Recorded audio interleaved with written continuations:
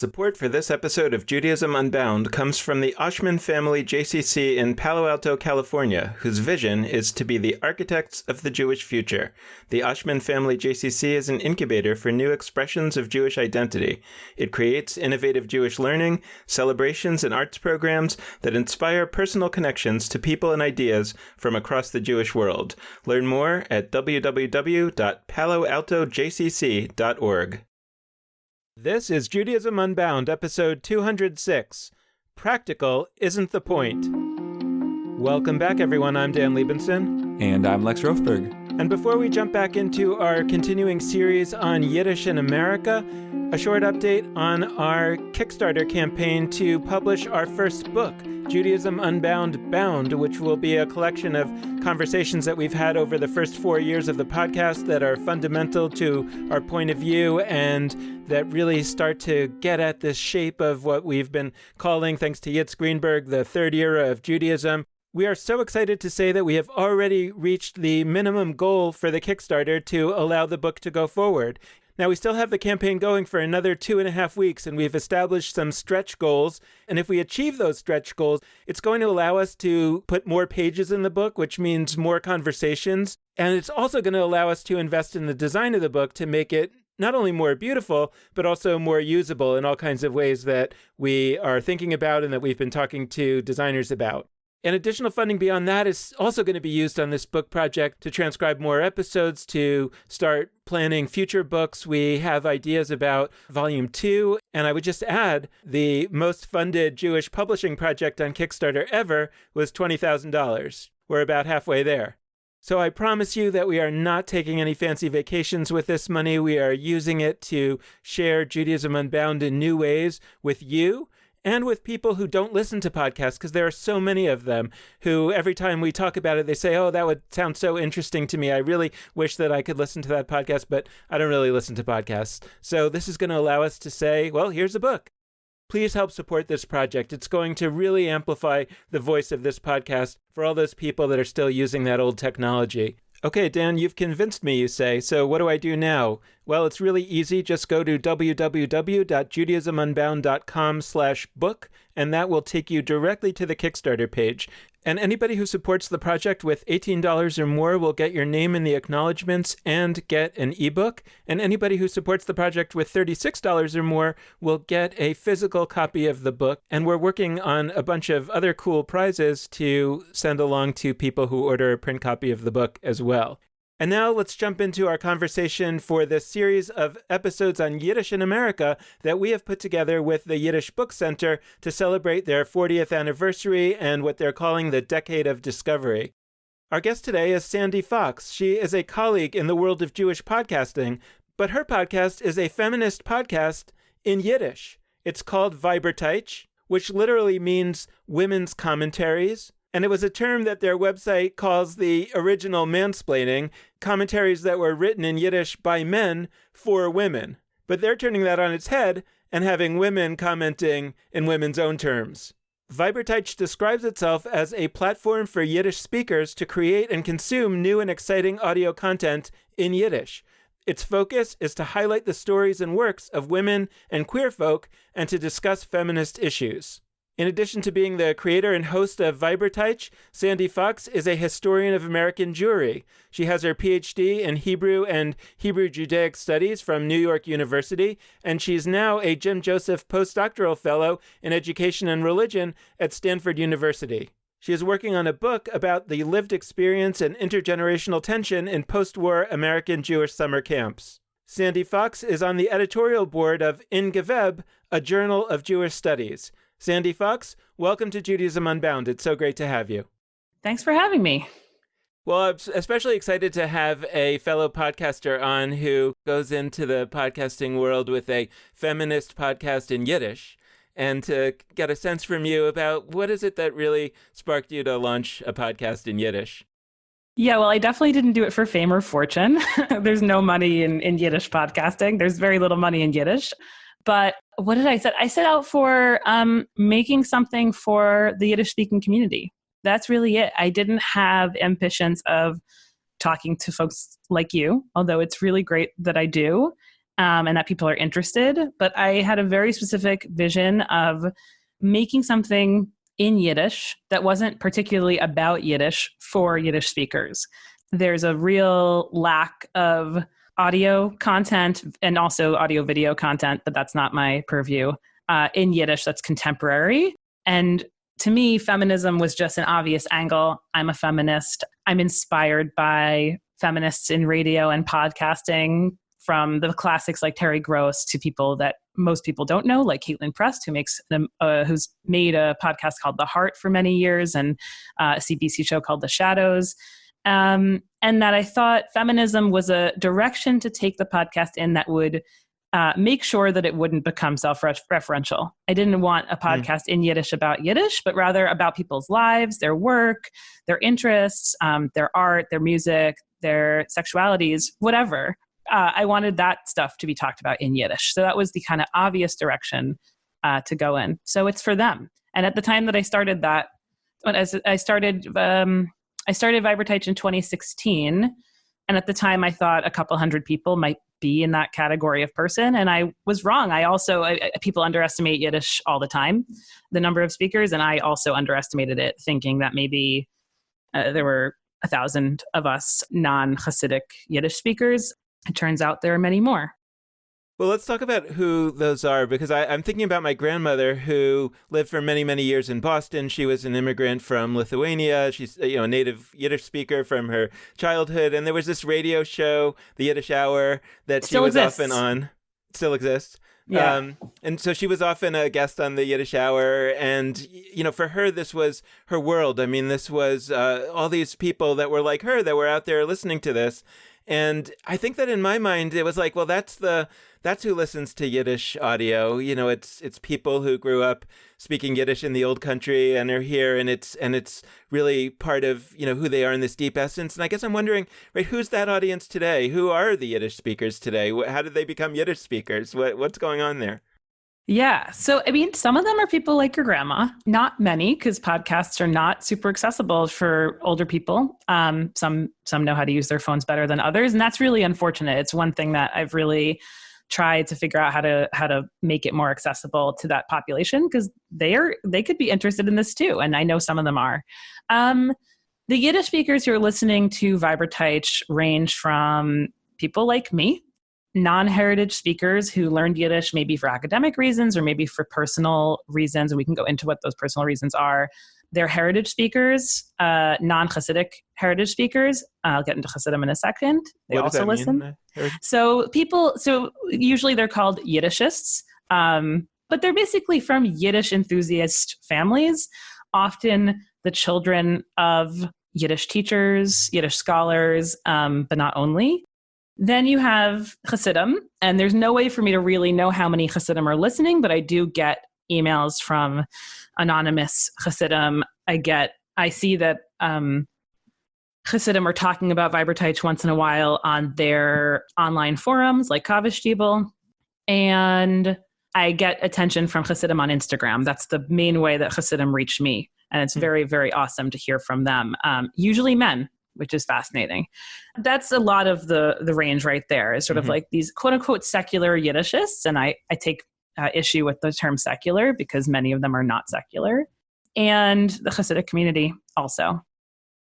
I want to hear more on the you angle in addition to your audience. To me, it's not intuitive that given that you have an interest or somebody would have an interest in Yiddish, the idea of going the podcast route, for some of the reasons that you talked about, that podcasts aren't necessarily accessible to older people who are one of the demographic groups that is interested in Yiddish. Like, I'm curious the story there. Like, what led you down that path, and sort of emphasis on the you? Like, what was your journey growing up or in your studies as a scholar that led you towards Yiddish generally, but also towards somebody who is, not just like communicating with people in Yiddish, but sort of part of this project of bringing Yiddish to others? So my personal story is funny. I grew up in a Zionist youth movement. I grew up in Young Judea, and I was extremely involved. I went to Young Judea summer camp, year course. I was on national board of Young Judea. I had a very strong interest in Hebrew at a pretty young age. But there happened to be a bunch of these heritage Yiddishists in Young Judea with me, which is interesting, right? These worlds interact. Of course they do. There are no Yiddishist summer camps right now. So where else? Why they might as well end up at the Zionist camp. So I never grew up with an impression like it was weird to like Yiddish, or that there was some tiny, I never thought it was a tiny minority of people who liked Yiddish and did stuff with Yiddish, because I knew a bunch of them. And as a kid, why would I know, how unique that was? I just figured that was normal. And I started my PhD at NYU in 2012, originally studying Israel studies, and made a pivot in the first couple of years towards American Jewish history for a whole variety of reasons, but mostly all the projects I kept proposing to my Israel studies advisor had something to do with American youth and their relationship to Israel.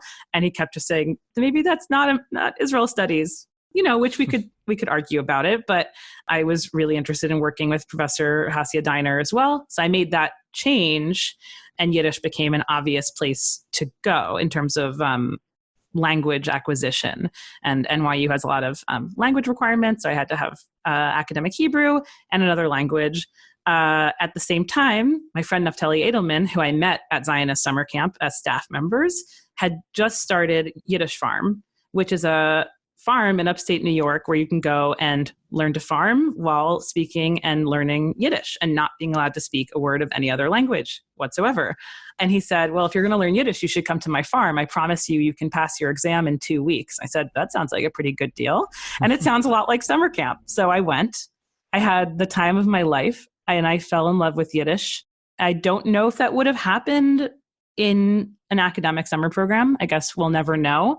But the ethos of the farm and the people who were there was really guided towards a sort of activist stance towards Yiddish, not just learning it and kind of passively being able to read it, but doing something with it. So I think very early on, the seeds were planted that I wasn't just going to learn Yiddish, but I was going to do something, whether that was write for the Vorwärts or the journal Offenschwell, or make something of my own. So the first thing I did that's just kind of a joke is I made a YouTube video called Shtetl Girls with my friend Sarah Knapp. That was supposed to be like the HBO show Girls Meets Yiddish Farm and reveal all of our love problems on the farm, of which there were a lot. I don't think that's on YouTube anymore, but I'm certainly going to delete it now that I've mentioned it. We're going to race you. We're going to see if it's there. No. Well, I mean, it's in Yiddish, so it doesn't matter. In broken Yiddish, like early Yiddish for me. So that didn't really work. I'm not really a video person. And podcasting, I just love podcasts and radio. I mean, I'm just a personal addict. Have been truly inspired by this woman I mentioned before, Caitlin Press, whose audio work is really experimental and fabulous. And so this seemed kind of like the obvious path. And the feminist part came into it at a time. Professional stuff, I started to notice the way that I and my female colleagues were treated in comparison to men. So I had a feminist, I guess, reawakening or redirecting. The Yiddishist world was also very male. In its historical foundations was very male and continued at that time to be, that a lot of the leaders in it were men. And the whole idea of legitimizing a language came from a sort of perspective of, let's not think of Yiddish as a mama lashon, as a woman's tongue, but rather as a legitimate and coded male language. So all of this came together to make Viberteich. And it's sort of every element of my background it kind of goes a long way to explain how it came to be. I wanna sort of hold that, because that feels like there's many layers that just came together. So First off, you talked about growing up in Young Judea and the Zionist piece, and you just talked about the idea of Yiddish being somehow feminine, in the negative sense to those who see feminine as inferior to, the real thing. And there's a bunch of pieces there that I'm going to try not to put all into this question, but I know myself and they'll all be there. Yeah. But one is these gender dynamics. I think that's so important. And I think that in the context of the 20th century, where Zionism and Hebrew was so much this muscular, masculine kind of project, Yiddish, I mean, I wasn't around at the time, but the sense I get is that Yiddish really was a kind of counter to that. And it was what we don't want.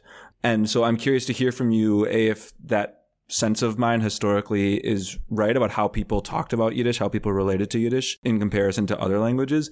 And then I'm also really curious to open up the Pandora's box of what is real or authentic or legitimate. You use the word legitimate. When somebody says that Yiddish is or is not legitimate, or less legitimate than Hebrew, or more legitimate than, like, what's kind of happening there?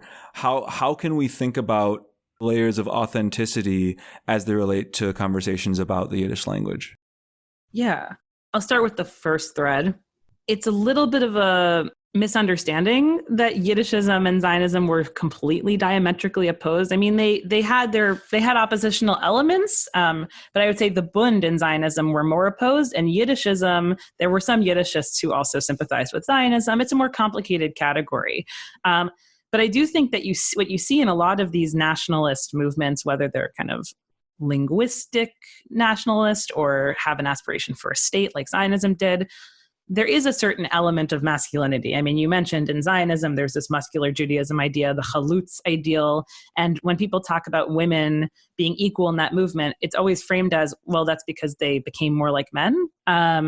Yiddishism was really about, this connects to the legitimacy question, was about making Yiddish into something that wasn't a derided jargon, put in quotes, a derided jargon, but rather a language that had rules and a uniform way of spelling, and that you would translate great works of literature into Yiddish. And those were ways in which usually men thought saw a path for Yiddish to become not only legitimate, but to be seen as the national language or a national language of the Jewish people. This was really a direct response to the derision that Yiddish received for being, quote, a language for women and men who act like women or feminine men, something like that. And that's also where the term Weiberteich comes from, that Weiberteich was translations of Jewish texts into Yiddish for women, Weiber meaning wives or women. So Yiddishism was about turning the impression of Yiddish from this Mama Lashon, this Weiberteich, this derided jargon into a quote unquote real language. Of course, there's what is a real language? I mean, a lot of people theorize this, but I think it was one of the Weinreichs, two different Yiddish scholars. I don't know if it was Max or Uriel, who said the language is a dialect with an army and a navy. The delegitimization of Yiddish is that it's not a quote-unquote real language because it's just a mix of German, Hebrew, and Russian. That's a real oversimplification of any language, and you could turn that on to many other languages in the world. But in comparison to Hebrew, which people think of as pure and unchanged, modern Hebrew, which is of course not true. Modern Hebrew is very much changed and is changing all the time. Yiddish is considered to be less than. So it's all of those different factors coming together. Can you talk a little bit about how you see the appeal of Yiddish to, let's say, younger people today? Like, what's that about as you see it? The reason I hesitate to answer is I think this is also oversimplified a lot of the time, even by people like me. I think a lot of people think it's just sort of anti-Zionist thing. I don't think that's primarily true. So I want to divide people who are into Yiddish into, let's say, two categories, even though there's a lot more of them. There are these quote-unquote Yiddishists who tend to learn Yiddish, speak Yiddish, and really are very devoted to using Yiddish in everyday life and speaking Yiddish with their children, perhaps. And then there are people who love Yiddish, don't necessarily speak it or speak it that well, but are very, very, very attached, but not necessarily from the same angle. That Yiddish can sort of be an object of their attention without being a medium through which they are able to interpret the world. The Yiddishists I know, the ones who really go very far with the language, don't totally fit into the stereotypes of like sort of just left-wing, anti-Zionist, and countercultural Jews. There are a lot of those in that category, but there's also a lot of people who are interested in language more broadly or came into Yiddish for some intangible reason or sort of just like an accident of fate. What's really great about that world, one of the things that I wish could be carried over into the Jewish world more generally, is that because of the love for Yiddish that we have, a lot of the things that make us different can fall to the side. You can be friends, Zionist and not Zionist. You can be friends, Orthodox and secular, even Hasidic, right? And then the other community, the other side of it, the people who speak some Yiddish or not so much Yiddish, but love Yiddish and really care about it. And I don't want to sound dismissive of these people. It's a real devotion that they have. Those are often more kind of secular left-wing folks who are kind of finding Yiddish as a path towards Jewish identity. Both groups are doing that. They're just doing it in two different ways. So I think it's hard to say what attracts all of these people to it, because I think it is often intangible. It's sort of like, how do you fall in love with a person? I don't know. It's about timing, and it's about all sorts of different things. But I can just say for me that at the particular time that I got into Yiddish, I had just kind of gotten out of that Israel studies world, and my whole entire Jewish identity for many, many years was wrapped up in Zionism. That was no longer a satisfying path towards Judaism for me. And I think Yiddish just kind of hit at the right time. It just like tugged at my heartstrings at the right time in my young life. And at the same time, continue to have a relationship with Israel. I'm actually marrying an Israeli and still am there a lot of the time. So in terms of Yiddish being my pathway out of that, it didn't end up being because of, again, accidents of life. Do you imagine that there ought to be kind of a vision for the future? I'm thinking about, like, for example, Latin. Many of us take Latin in school and really love it, but and certain people love it more than others. And the way that manifests is that there are these Latin conventions, and there's something going on in Latin, but there isn't necessarily a vision that we're going to all start speaking Latin, or even some substantial number of people should start speaking Latin. And it feels to me like the viewpoint about Yiddish is different from that. It's not only the joy of a language in which much of Jewish culture, for 1,000 years or more, was the main way Jewish culture was manifested. And even if nobody were ever to speak Yiddish as a living language again, I desperately want that material to be brought into other languages, whether it's Hebrew or English or whatever. And yet at the same time, it seems like it's more than that as well. And I would love to kind of explore, like, as you see it, as you hope, as you think others hope, like, what is a vision for where this might all be going, or where it could go in terms of a future for Yiddish? Yeah, you're right. There are Yiddishists who really want this to go beyond sort of just translating text or a few people having access to these pearls of Jewish culture. But like, here's an example that's going on right now. There are two people who grew up in the Hasidic world working on Duolingo for Yiddish with the granddaughter of Mordechai Shechter. Her name is Mina Lifsha. Yiddish Duolingo, unlike Duolingo for almost any other language, has the potential to make an insane impact on the Yiddish world. So if I think about like what Yiddish Farm's done, and it's on a tiny farm and it has a capacity of like maybe 20 people can be there at once, how many Yiddish speakers that's added over the last couple of years to the world of people who not just learn Yiddish, not just to do research, but really want to like live in it. That's had a massive impact. The potential of Duolingo is kind of mind-blowing. So that's an example of, Mina Lifsha, who speaks Yiddish with her own children and in her own family, doing something to expand it beyond her household or beyond the Yiddish week. So you're definitely right. We're very passionate people, and we're not necessarily the most practical, because the most practical thing would be to say, okay, let's just let it go. English is fine. It's going to be very hard to raise kids in Yiddish. There's so many barriers in our way. Let's just not do it. But we're not necessarily normal people, and that's for the best. I mean, the future, it looks bright right now. What I get worried about is Yiddish is cool right now, but I don't really want it to be cool, because cool is inherently not permanent. So I'm less interested in Yiddish coolness and the people who just think are like, Yiddish is cool, I want to learn it. Great, go learn it. And that, like, it's not a snobbery thing, but it's just, and like, we're not all cool. Like, I wouldn't say that that's the primary word I would use to describe the people of the Yiddish week. Like, we're very earnest and sweet and academic and weird. Our last unit of episodes before we got into this one where we're looking at Yiddish was about Jewish education. And so parts of me are still floating in that universe. And I'm thinking about the fact that we just, without even thinking about it, when we talk about most synagogue Sunday schools, we call them Hebrew schools. And that is, and I certainly, when I use the phrase Hebrew school, I'm not even thinking about the Hebrew. It's just like, the term that you use to refer to kids going to synagogue to learn about Jewish stuff usually on a Sunday. Right. But that reflects a lot of things. It reflects that ultimately, for whatever set of reasons, many Sunday schools, I don't want to say all, but certainly a lot of them, eventually have chosen to center Hebrew as like really something you have to emerge from youth being familiar with.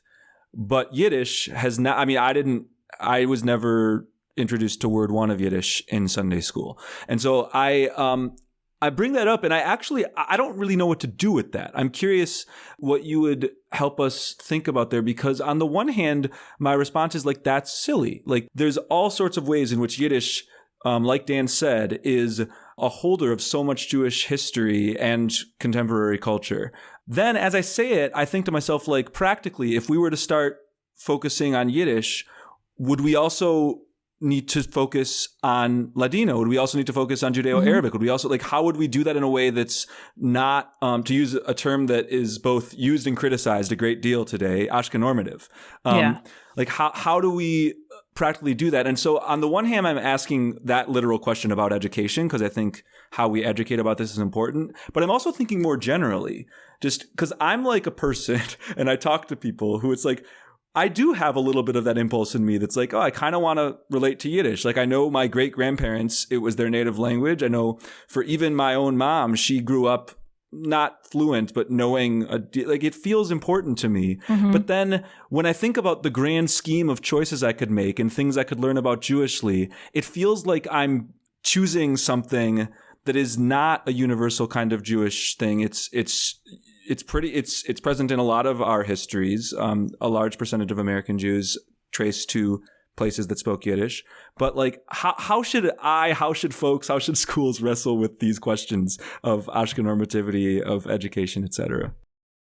Oh gosh. Okay. So the first question, I think my best answer is that probably the term Hebrew school was partly to plaster over the fact that there's very little talk about spirituality in Hebrew school. That's my impression of it, is focus on the Hebrew instead of on the God stuff. That you can take that or leave that, but I don't have a great answer for that.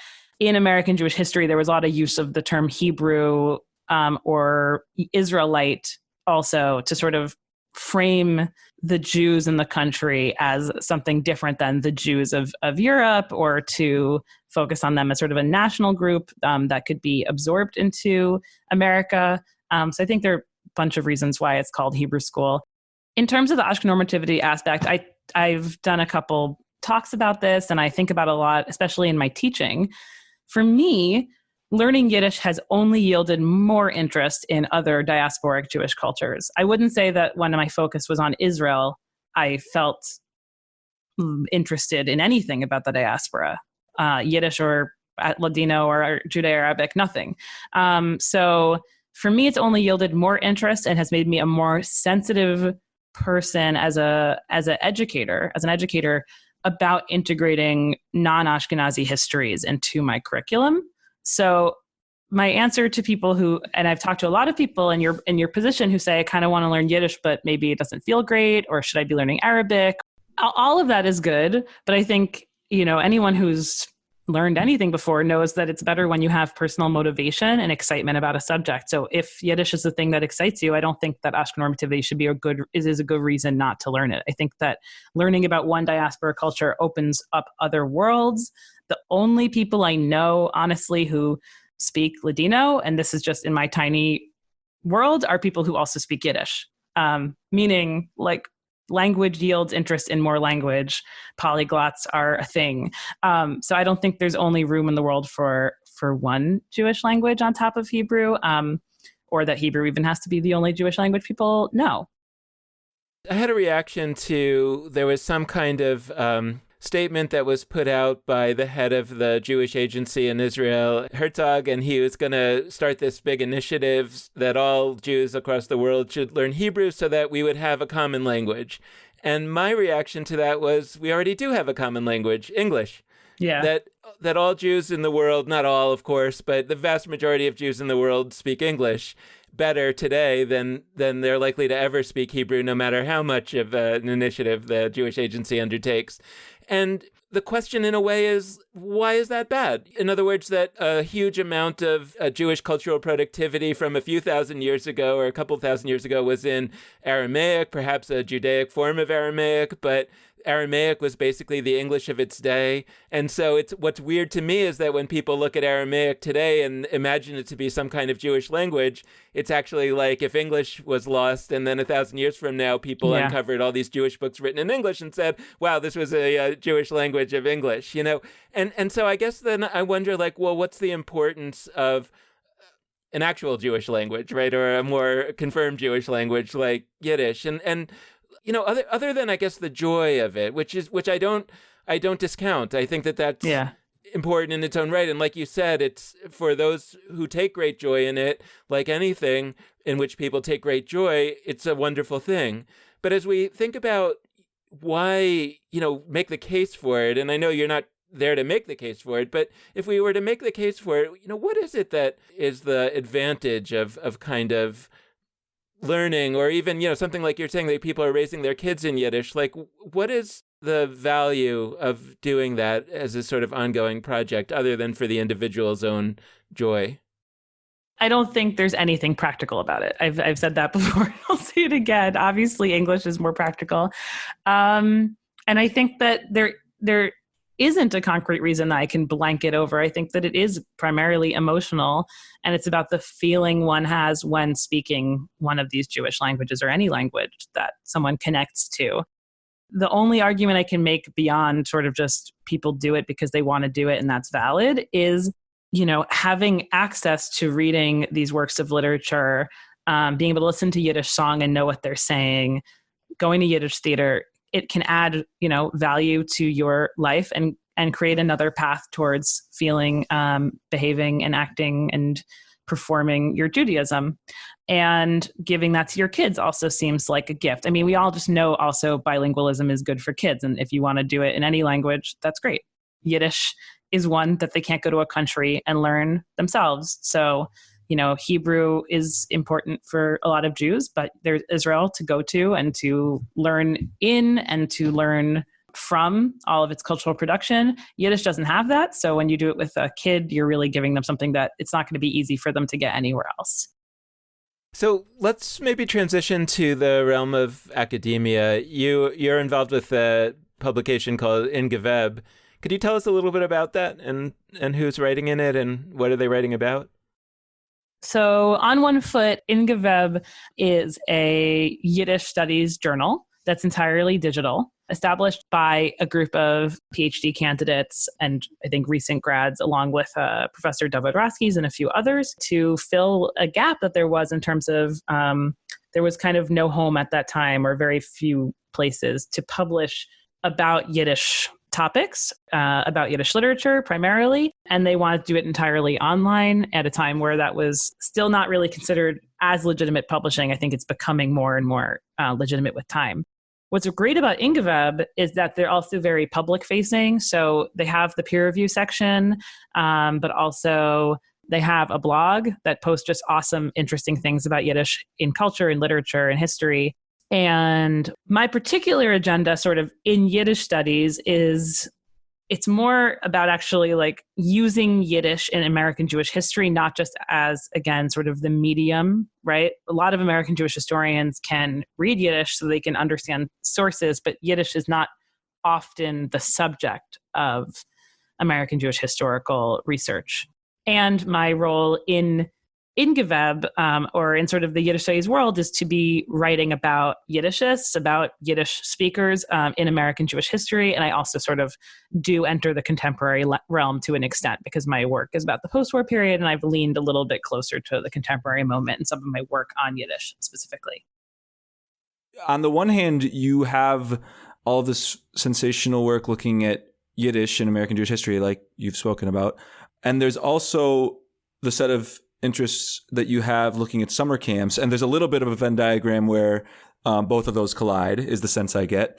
And so I'd love to go to that center of the Venn diagram and ask, and maybe this feels like sort of an out of nowhere thing to listeners because we haven't been talking about summer camp so much, but I think that there are some really interesting ways, interesting parallels that I think about in terms of language of summer camp, language of a literal language, Yiddish. But like when you look at Yiddish in American summer camp contexts, what have you found? What is some of the work that you've done? So my dissertation and now a completed book manuscript, yay, very exciting, is about summer camps, Jewish summer camps in the post-war period, looking specifically at sort of the most ideological educational types. So that includes Zionist summer camps, Yiddish-focused or Yiddishist summer camps, the conservative movement camps, aka Ramah, and the reform movement camps. When I embarked on that project, actually a lot of people said, why don't you just do the Yiddish camps? But what I found in the field of not a tiny field, actually, of people who study American Jewish summer camping was a lot of looking at one type of camp and writing about it as if it's utterly unique. But when I looked in the archives, I found that actually they were all kind of doing the same thing, just applying their different ideological lenses to the situation, but using a lot of the same methods and organizing time and space the same way, all these different ways that sort of like the structure of camp life was the same across all the types. Looking at Yiddish alongside the camps I think most Jews know a lot more about, the Zionist camps and the conservative and reform camps, I was able to illuminate that if we were to only look at the Yiddish camps, people would say, well, this has nothing to do with the reform and conservative camps that are obviously more important. And if I only looked at them, I wouldn't understand actually the fascinating similarities and the ways in which camp educators, while they all had different kind of ideological lenses to apply to the situation, their goals or their visions of camps as having the power to kind of transform Jewish culture in a moment in which they perceived it as declining were the same. So that for me is kind of a good example of how when you look at Yiddish, you get shown another angle, because actually these other camps, the reform and conservative camps become more and more Zionist, become more and more similar to the Zionist camps. But you have this alternative story. These camps also close. So it's not necessarily about the great success of the Yiddishists at proposing an alternative path towards Jewishness in the post-war period, but they do present that path. And I think that my most recent article in American Jewish History, which is about the ways in which those camps transformed Yiddishism from a national linguistic ideology into a path toward Jewish identity, they definitely succeeded in that, right? Like the quote unquote Yiddish revival, and I put it in quotes because people talk about it all the time. Like it comes up every couple of years, like it's just a new thing. It's been going on for decades, to the extent it exists at all. That is all because of the work that American Yiddishists did in the post-war period to transform Yiddish from what it was in Europe into something essentially American Jewish. I really appreciate the way that you spoke about how, individuals are called to certain interests and like follow those.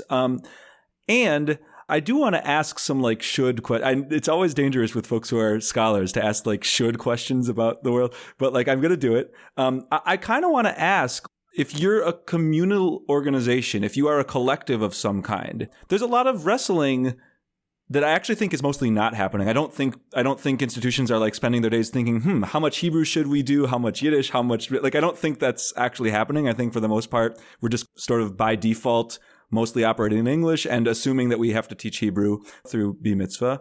If you were, or maybe you are to some extent involved with such collective kinds of organizations, what would you kind of say should, capital SH, should be a kind of relationship to Yiddish? Because I look at it and I really don't have an answer. I don't know, but I feel certain that the answer is more than zero.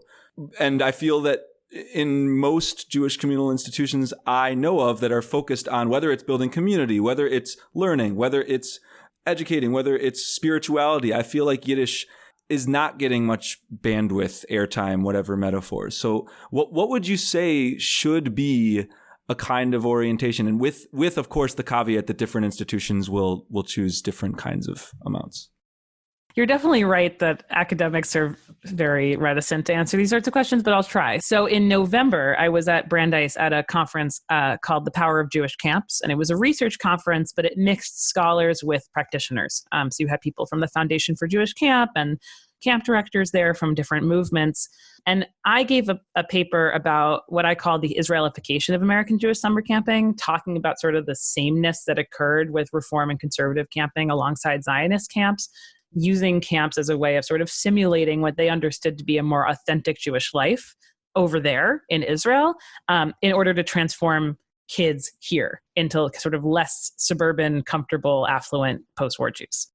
At the end of that talk, I looped in If Not Now, because I thought it was really important that this group talked about If Not Now and their hashtag You Never Told Me campaign, which basically is, If Not Now is this anti-occupation movement here in America. And their campaign is all about kind of questioning the leaders of their youth movement, summer camps, Hebrew schools. Why didn't they tell them about the occupation? Why didn't they tell them about Palestinians?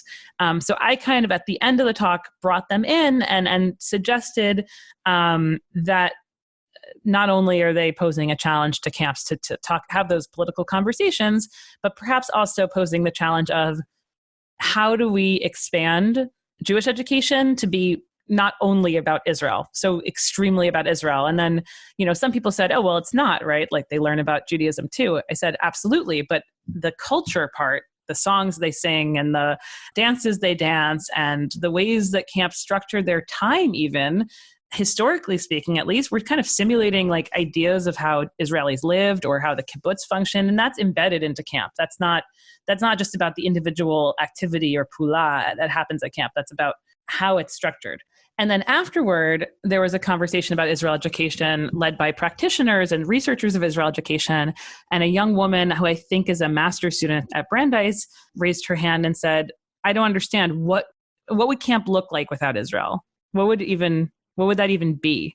And I thought, wow, that's how deeply ingrained this is, that people can't even imagine what Jewish education is without Israel. I that's not to judge the woman who said that. I felt the same way when I was about her age, actually. So my suggestion to people in Jewish communal life and in Jewish education, it's not really just about Yiddish, right? I think it's important that all different parts of diaspora history and culture are told. And how much bandwidth, that really depends on also the ability of educators to talk about it. I think one issue is, everyone is perpetuating the things they learned about at school and camp, and they're not prepared necessarily to teach in detail about those subjects. But I think it's a worthy cause, and I hope there'll be more of it, because I think otherwise Jewish educators are going to just have a continued problem of alumni and camp counselors and high school students saying they're not satisfied. Obviously, what needs to happen is something more grand or larger scale, where there's something created for educators that they can use. Because I understand how tiring it is to be a teacher and how hard it is to make new curricula, especially about stuff you just don't know that much about. And also American Jewish history, which doesn't get a lot of airtime. Why did I have to get to graduate school to realize that American Jews, aka my history, exists? That's crazy. So I feel like in some ways what you're talking about is making me think about both the over-inclusivity and the under-inclusivity of Jewish education, in the sense that I've had similar comments, I think on the podcast and certainly elsewhere in my life, to what you said about Israel at camp. That's kind of what I've said about teaching Hebrew in Hebrew school, right? Like I've said, imagine how much more Judaism we could teach if we didn't spend so much time teaching Hebrew, which nobody ever really learns very well anyway. Mm-hmm. Now you could say, well, that's not our goal for them to learn it well. Our goal, okay, fine. But I mean, just imagine the possibility. And most people can't even imagine. It's like they don't even want to imagine. And how much less kids would dread it, maybe. Maybe, yeah. And so like one thing is that the thing, in particular, learning Hebrew in a certain way. And by the way, I think there's some interesting connection here with why and how we might learn Yiddish, because the way that we're teaching Hebrew in Hebrew school, people talk about, we're going to be able to communicate with Israelis in Hebrew. Well, number one, rarely does anybody learn Hebrew well enough to actually communicate with an Israeli in Hebrew. And number two, the Israelis immediately start talking to you in English because they don't want to listen to your terrible, Hebrew. So it seems like it's not very functional there. And then in terms of the prayers, okay, so yes, there's a little bit of advantage to it. But again, the question is, when we have limited time, what's the cost benefit? So on the one hand, we're focused very much on this one thing, which may not need to be a part of it. And the other is that, partly because of that, we're not including everything else. And it may not be because of a nefarious purpose. It may just be like we ran out of time, right? Yeah. One class or one pula at camp about Yiddish is a form of planting a seed that can last forever. I mean, I remember a couple things I learned at camp that sparked interest in things that I would do later. It doesn't have to take much to just make sure that other themes get included. I just remember, for example, at my camp, Camp Tel Yehuda in 2002, I did a program called Alumim, and that's supposed to be the Jewish history program. It's like setting the stage for the rest of what's going to happen over the course of your time at Tel Yehuda, which is the senior camp of Young Judea, the movement. And Jewish history was taught just as ancient Israel, persecution, Holocaust, yay, Israel's been created. And this is such a stereotype. It's such a trope, but it's true. That is how it's often taught. So it's really basic to just make sure, if you're a Jewish educator, that you're thinking beyond that narrative, which is just so easy to kind of fall back on because narratives seem nice for children. But I think children, we should give them more credit than that. They don't need you to narrativize history entirely, that it can be sort of chaotic and not just leading up to some sort of climactic moment that we can say, okay, well, that was terrible, but at least we have Israel now. So I don't think it has to be much, honestly. I think with Yiddish learning and with any language learning, so frequently the conversation is about fluency, which makes an abundant amount of sense because people often are learning languages or acquainting with languages for the purpose of, talking to people that speak that language. And I guess I'm reflecting on my own relationship to Hebrew in this conversation. So I'm proving your point about how thinking about Yiddish is not just about Yiddish. It causes us to then think about other languages too. Like, absolutely. But like, I'm thinking about my own relationship with Hebrew, which is extensive. I'm able to read a great deal in Hebrew, but I'm one notch or two notches below fluent. When I watch Israeli television shows, I either have to slow it down or I have to like pause a bunch and watch multiple times. Like I can sort of, but I say that actually not because I have some deep desire in me to get those last couple notches. I think there's actually something really beautiful. Like I think when I relate to Hebrew, it is kind of as an outsider, and it makes me see things. Like I hear how things in Hebrew sound like English because like I'm not really fully on Hebrew's turf. I'm still like in my own world. So I like notice puns where like a Hebrew word will sound like English. And then, people who listen to the podcast will hear me rant and rave about them. And I say rant and rave, but I actually think there's like a deep meaning to that. And so I guess I'm curious, like, one of my takeaways from this conversation is like I actually do desire that with you. Like I don't need to go and learn. Like I think so often we frame this as either you have to spend years learning the language so that you can like speak Yiddish and listen to wonderful podcasts like Weiberteich, which I do hope some people will do. But like, what would you say to somebody who's listening?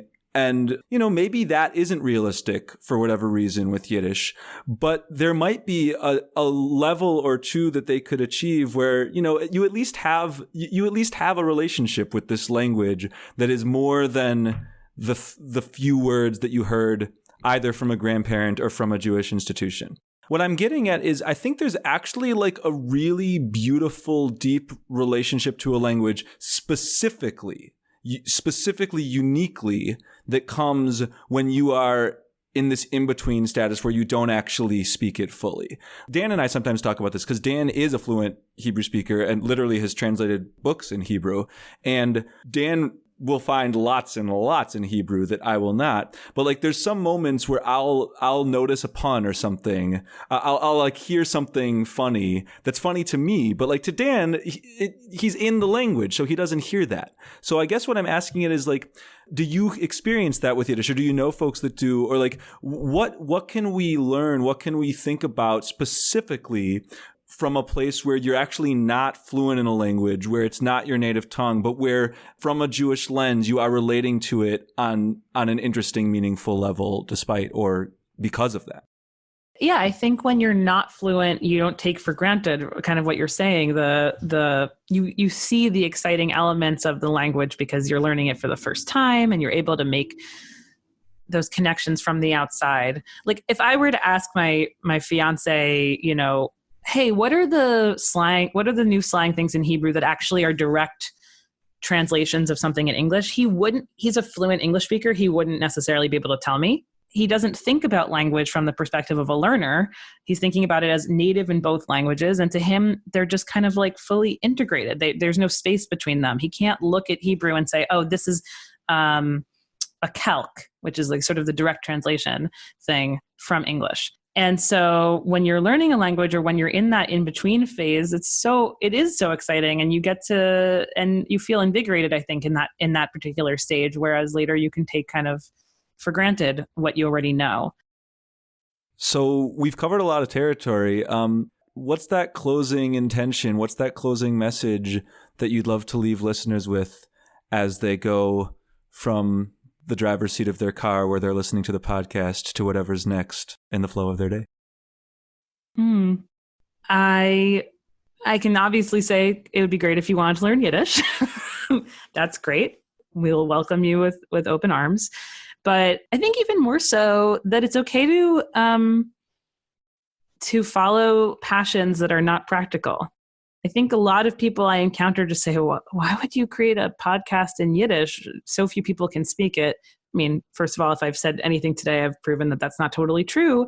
But you don't always have to do something because it's going to bring, obvious sort of statistical results, but rather because you want to and because you care about something, and that things that are, that serve small populations are still valid. So even if your interest after this conversation has nothing to do with Yiddish, I think it's great to not be afraid to pursue interests that are a bit off the beaten path or might seem impractical. Thank you so much for joining us. It's been a fantastic conversation. Thank you. It's been great. And thank you so much to all of you out there listening. We hope you've enjoyed this episode. We hope you've enjoyed this journey thus far through our unit on Yiddish. And as a reminder, we hope that you will support our Kickstarter, JudaismUnbound.com/book. That's the spot where you can support our Kickstarter campaign to make Judaism Unbound Bound a reality. We hope that you'll head there. As a last note in this episode, we want to close it out in the way that we always do by encouraging you to be in touch with us. And there are a wide variety of ways for you to do that. First, you can head to our Facebook page, Judaism Unbound. Second, you can go to our Twitter feed at Judaism Unbound. Third, you can go to our website, JudaismUnbound.com. And last but not least, you can hit us up via email at dan@JudaismUnbound.com or lex@JudaismUnbound.com. Thank you so much for listening to this episode. And with that, this has been Judaism Unbound.